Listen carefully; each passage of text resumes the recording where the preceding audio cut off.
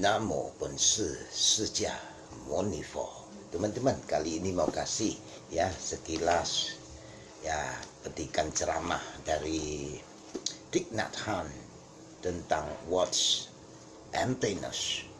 Ya, awalnya diberikan dalam bahasa Vietnam. Ya, khotbah Dharma ini dari Plum Village, Kamis 16 Januari 2014 dan merupakan retreat ke-18 juga ya. Nah, apa itu kekosongan?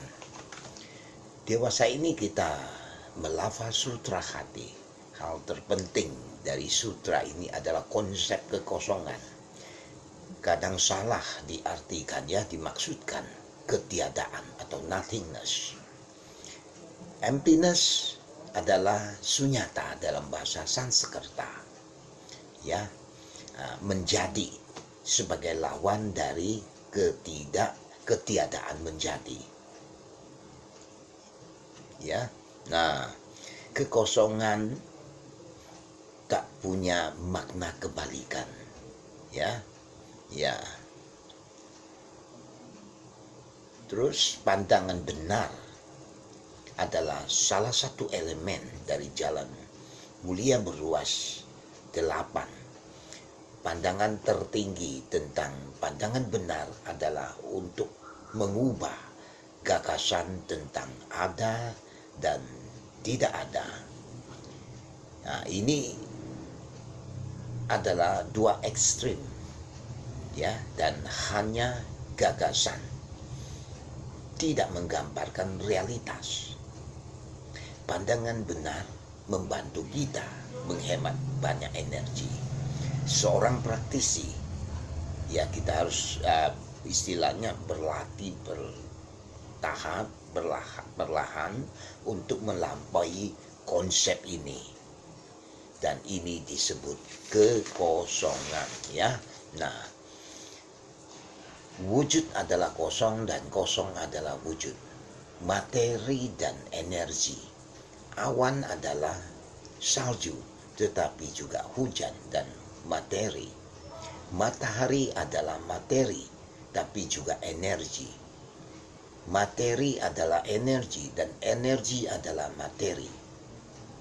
Ilmu pengetahuan ya, istilah lebih dekat ya, lebih mendekati dengan sifat fenomena seperti teori string ya. Semuanya telah bermanifestasi dari benih. Manifestasi saja. Ada juga hukum termodinamika. Store consciousness lah adalah semua benih. Ya, ketika mereka bermanifestasi, ya, mereka adalah formasi.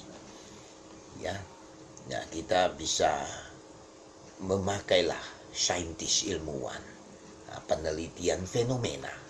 Semua fenomena ya memilih sifat tanpa kelahiran dan kematian.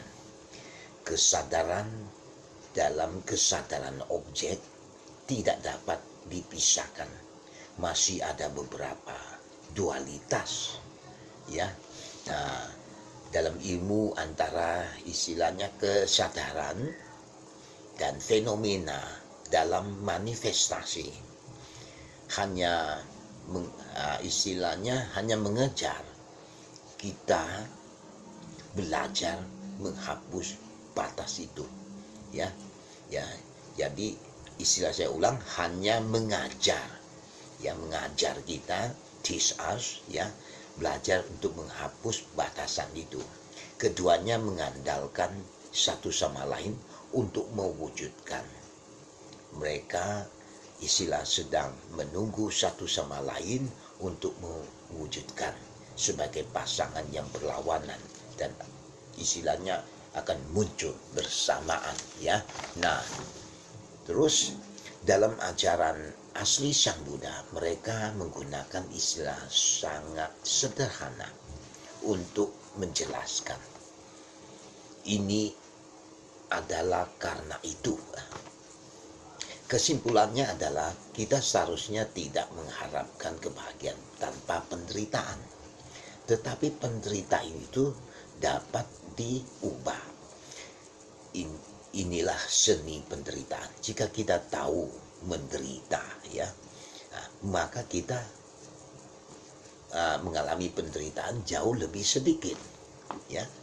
Dalam retreat musim dingin ini, kita seharusnya tidak berpikir bahwa ada dunia di mana hanya ada kebahagiaan. Ada tempat yang tidak seperti itu. Jika kita menginginkan kebahagiaan, maka kita juga harus menderita. Tiba balik melalui kebersamaan. Tiba balik ketika kita mempelajari 4 kebenaran mulia. Kita harus melihat dari bawah cahaya ini, ya. Nah, kebenaran mulia kedua seperti tentang jalan mengarah ke penderitaan, ya. Istilah ke makhluk-makhluk yang menderita. Nah, itu karena kenapa para makhluk itu bisa menderita, khususnya manusia? Karena dia hidup dalam kelalaian. Kehadiran kebenaran kedua membawa serta kehadiran keempat yang pada gilirannya membawa jalan mulia beruas 8.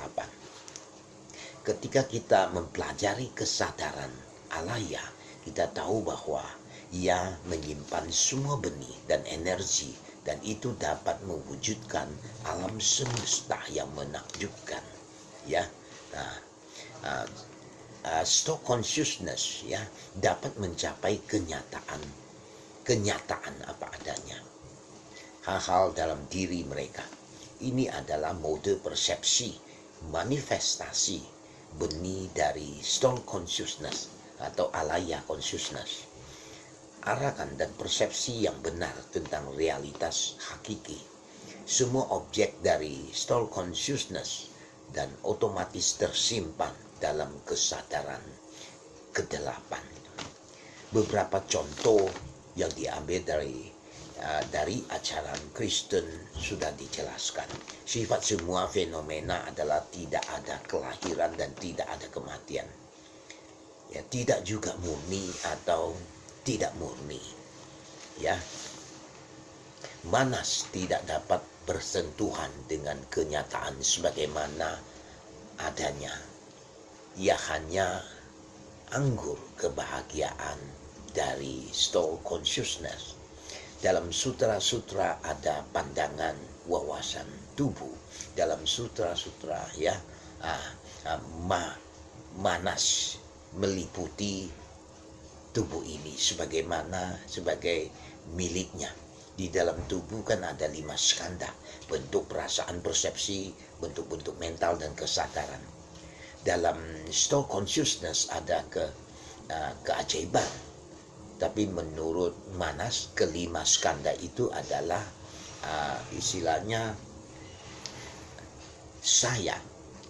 Mereka terikat, attachment, ya, di mana alaya adalah yang dicintai dan Manas adalah sampulnya. Stock consciousness adalah kesadaran akar, dan Manas meraih alaya dan mengatakan ini adalah aku. Manas mewakili lumpur dan merupakan bagian dari kehidupan. Stock consciousness memegang semua benih. Ini memang memegang konsentrasi dan 5 formasi mental, ya, universal, subjek dan objek, kesadaran, dasar-dasar benih. Oke. Semoga semua makhluk hidup tentram, damai, bahagia di alamnya masing-masing. Amin.